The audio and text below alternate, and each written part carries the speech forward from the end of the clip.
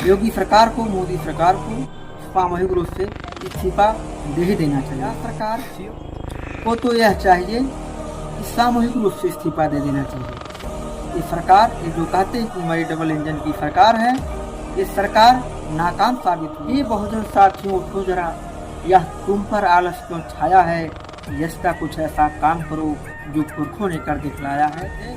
VIP लोगों की चापलूसी में इनकी प्रशासन लगी हुई थी, उतना हमारे आम श्रद्धालु जो गए थे उनकी देख रेख अगर सुरक्षा की गई होती तो शायद यह घटना नहीं घटी थी। खून पसीने का पैसा पारा में जमा की और मिल नहीं रहा है सरकार की लापरवाही। काफ़ी हमारा बच्चा IAS होगा, PCS होगा, नौकरी में जाएगा, डॉक्टर बनेगा, इंजीनियर बनेगा, लेकिन कोई ये नहीं कहता है कि मेरा बच्चा किसान होगा। क्योंकि कुंभ में अभी जो घटना हुई है उसको लेकर क्या कुछ कहेंगे आप अध्यक्ष जी?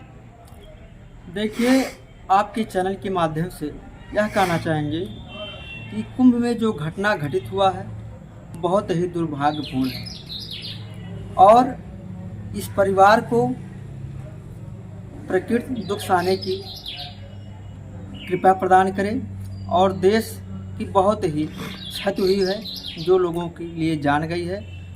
प्रकृति इनके परिवार को दुख सहने की कृपा करे और कुंभ की जो घटना ये घटित हुआ, ये सरकार आज 3 महीने से प्रचार कर रही है। प्रचार के साथ साथ जितना इन्होंने प्रचार में समय लगाया उतना अगर सुरक्षा व्यवस्था पे ध्यान दिया होता तो शायद यह घटना नहीं घटित हुई। जो भी इनके सुरक्षा कर्मी थे, जितना ये वीआईपी लोगों के लिए परेशान थे, वीआईपी लोगों की चापलूसी में इनकी प्रशासन लगी हुई थी, उतना हमारे आम श्रद्धालु जो गए थे उनकी देख रेख अगर सुरक्षा की गई होती तो शायद यह घटना नहीं घटित होती। ये आम श्रद्धालुओं के लिए इनका कोई इंतजाम नहीं था और यह सरकार को तो यह चाहिए कि सामूहिक रूप से इस्तीफा दे देना चाहिए। ये सरकार, ये जो कहते हैं कि हमारी डबल इंजन की सरकार है, ये सरकार नाकाम साबित हुई है। इस सरकार को, योगी सरकार को, मोदी सरकार को सामूहिक रूप से इस्तीफा दे ही देना चाहिए। सीएम योगी जी के द्वारा ऐलान किया गया है कि पीड़ित जो मृत्यु हुई है जिन लोगों को उनको मुआवजा दिया जाएगा, उस पर क्या कहेंगे आप? इस पे यह कहना कहेंगे कि किसी को मुआवजा देकर के किसी के परिवार का प्यार को नहीं बांटा जा सकता है। प्यार और परिवार और पैसे में बहुत अंतर है। किसी की जान गई, आप मुआवजा देकर के वो वापस नहीं कर सकते हैं। और मैं यह भी कहूँगा कि इन दोनों लोगों के पास अगर परिवार होता, बहन बेटियाँ परिवार पालते होते तो परिवार का प्यार और दुलार ये समझते, लेकिन इनके परिवार है नहीं तो दूसरों का कुछ इसके बारे में ये नहीं जानते। लोग कहते हैं कि ये पूरे देश को अपना परिवार मानते हैं। देखिए, मौखिक रूप से कहना आसान बात है, लेकिन ऐसा कुछ है नहीं। ये जब भी चाहे कोरोना काल हुआ, चाहे महाकुंभ हुआ, इनकी केवल मौखिक रूप से ये देश को, परिवार को, देशवासियों को परिवार मानते हैं, लेकिन ऐसा कुछ दिख नहीं रहा। सहारा में कुछ लोग जो पैसा जमा किए तो उनको लेकर क्या कुछ कहेंगे आप?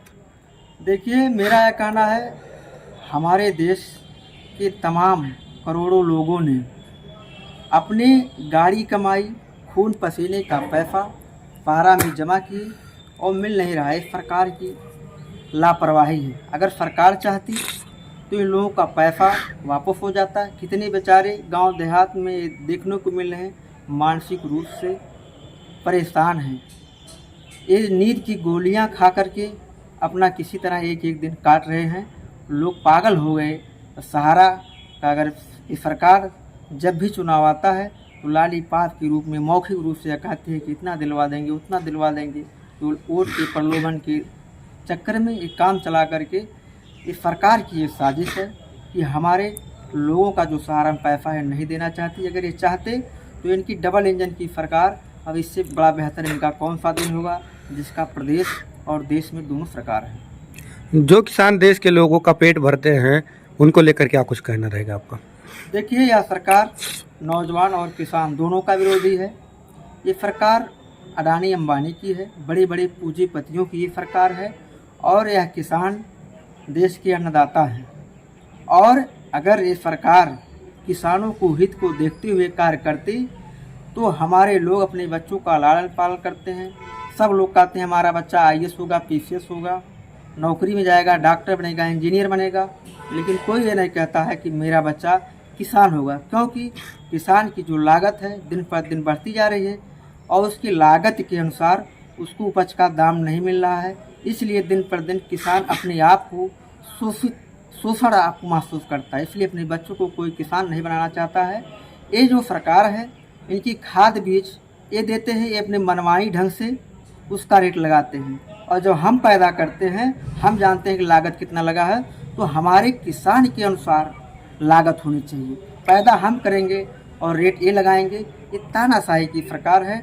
और जवानों के कहना चाहेंगे कि ये रोज़गार दीजिए, रोज़गार हमको चाहिए और हमें शिक्षा, ये हमें आपको राशन फ्री में दे सकते हैं और शिक्षा नहीं दे सकते। तो इसलिए हमारे देश और प्रदेश की दिन पर दिन स्थितियाँ, आर्थिक स्थितियाँ कमज़ोर होती जा रही हैं। किसानों के लिए दुर्भाग्यपूर्ण है। किसानों के लिए किसान सम्मान निधि भी दिया जा रहा है, क्या कहेंगे आप?